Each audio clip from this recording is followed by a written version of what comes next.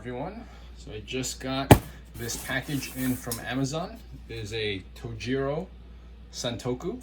It's the hairline model, the $45 off Amazon. So we're gonna open it up and give my first impressions, take a look at the fit and finish, and we'll do some sharpness tests.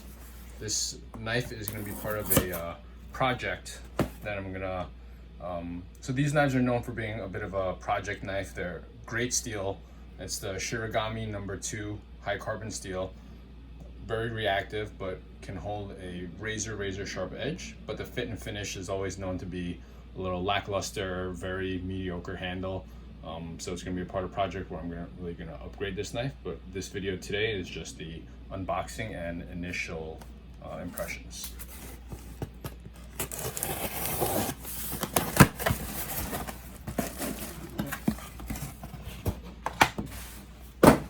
Comes in a decent box here. Nothing special, but you know, about what you'd expect for a $45 knife.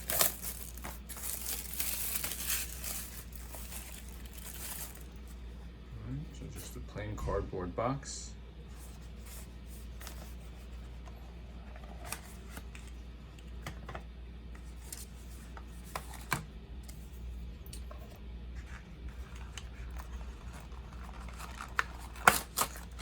Comes packaged in this paper that prevents it from getting any patina or rusting while it is packed away.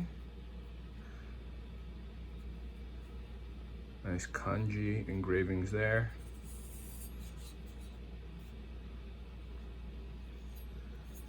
Remember, everything I've read where fit and finish was inconsistent.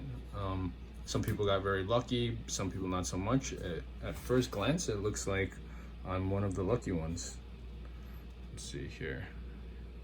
Handle is straight. Edge is nice and straight. No shiny spots. Very clean.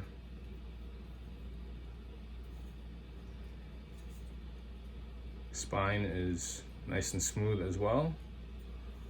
Grinds look even on both sides.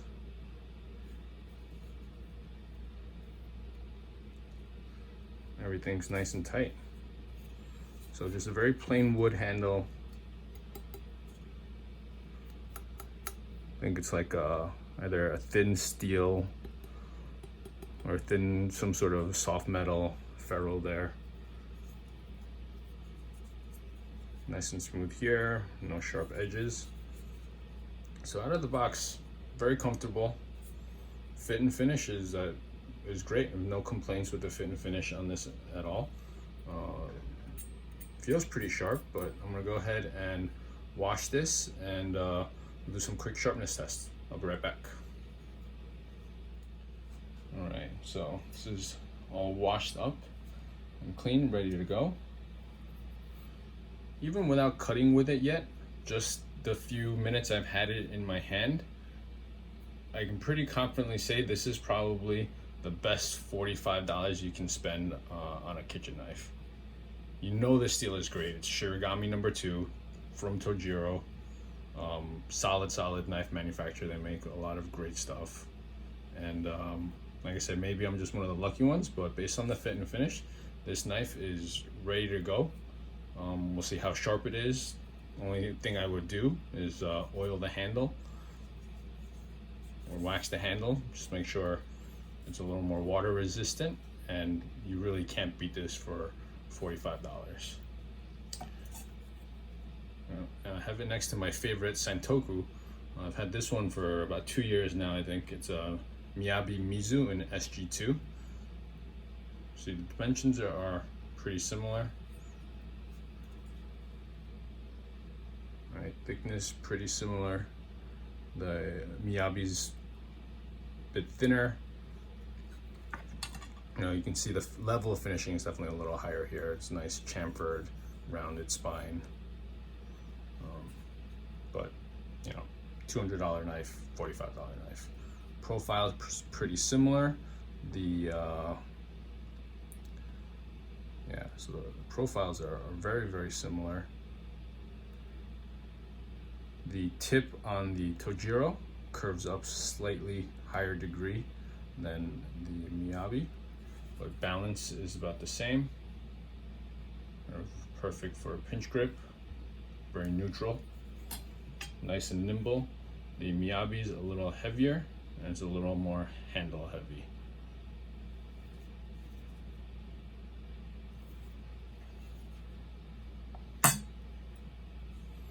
Alright, let's see how sharp it is. Let's put the Miyabi away.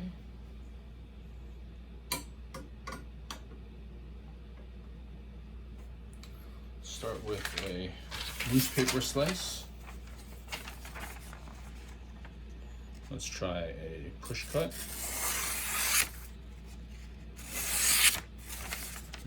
You can hear how smooth that goes through. Let's try to slice and see if there's any snags. Nope, it's smooth the whole way through. You can see easily push cuts.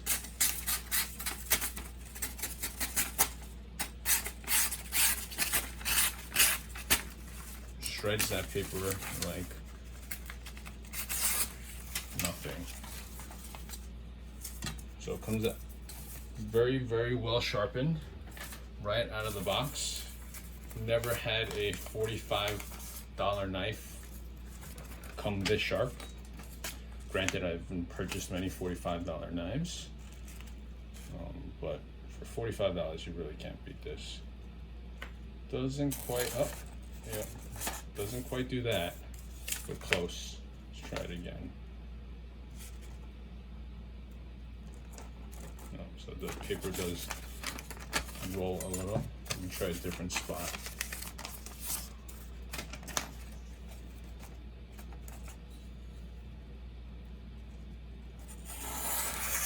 Yep, there you go. All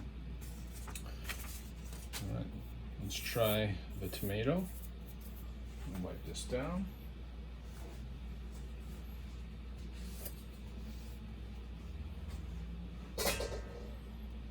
Based on the way it felt going through the paper, I would guess that it can easily do the tomato test. I'm going to try it without cutting the bottom off first and see if it can do that.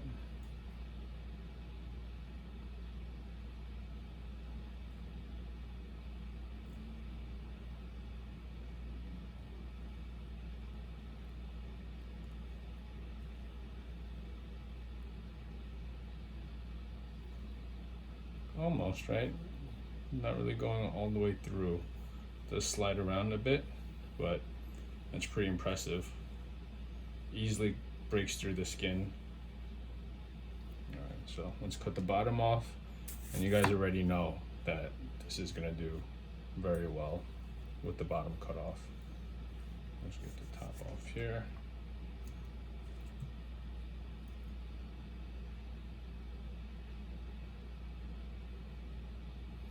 Oh, that surprisingly didn't break the skin there.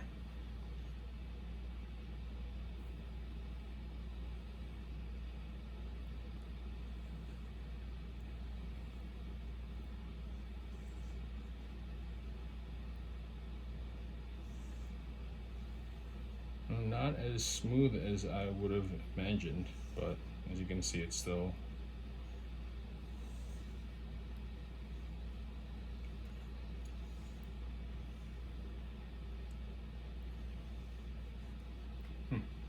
not as smooth as I would have imagined, but let's give it a quick strop and see what happens there. I suspect I just need to refine the edge a little bit. Doesn't need any sharpening, and I'll give it another test. I'm just gonna strop it 20 times and we'll see what happens. Put it here actually.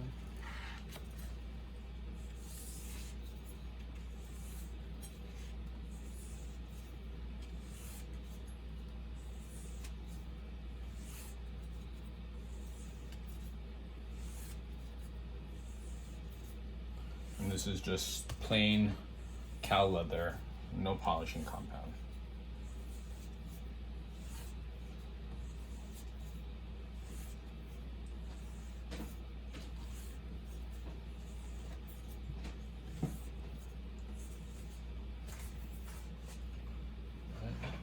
Let's give it another shot.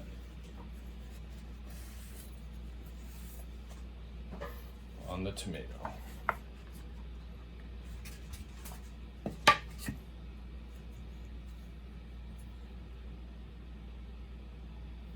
There you go.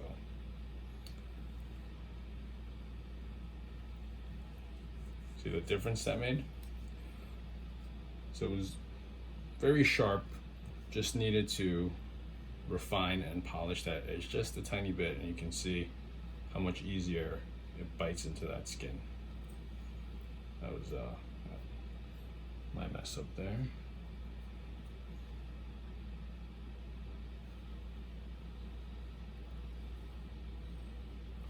I could probably benefit from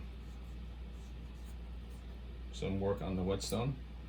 It's not the cleanest on the tomato test. Let's see what the Miyabi does. I keep this pretty sharp. It's been a while since I sharpened it, but it should.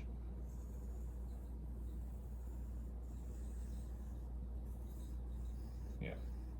So that's a super. I mean, this is a laser, so you can see the difference. But I'm confident that with a quick cycle through my water stones, that this knife will be just as sharp as this, and you'll see that on the next video as I go through the full project. As I mentioned, this is a bit of a project knife for me. It's going to be a lot easier project than I was expecting, considering how well fit and finished this is. So it'll be much quicker than I had originally anticipated, but that'll be in the next video. I'm just waiting for the handle now. I already ordered it, so once that handle arrives, I'll do the rest of the project. Yeah, so not as sharp clearly as the Miyabi, but definitely sharp enough for kitchen use. I think for day-to-day cooking, nobody would have any complaints with how it comes out of the box, but certainly would benefit from a little sharpening. Let's see what it looks like on shallot skin. I'm just gonna lightly draw it, no weight, really just the weight of the knife, see if it cuts into it or if it slides off. I'm gonna put it at a little bit of an angle too, to make it a little slicker, see if it slides or if it cuts. So it cuts. Again, just barely any pressure, just the weight of the knife.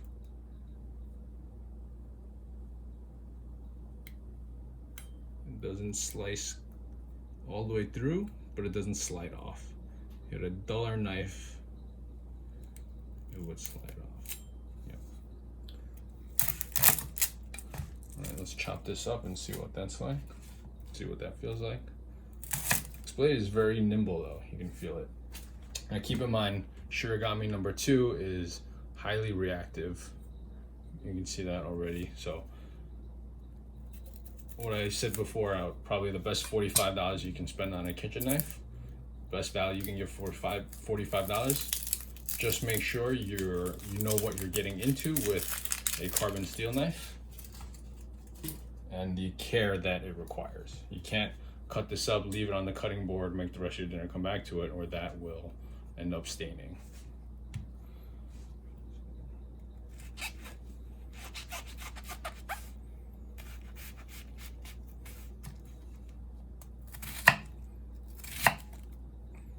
But if you're willing to put in the necessary effort to take care of carbon steel, $45 cannot go wrong.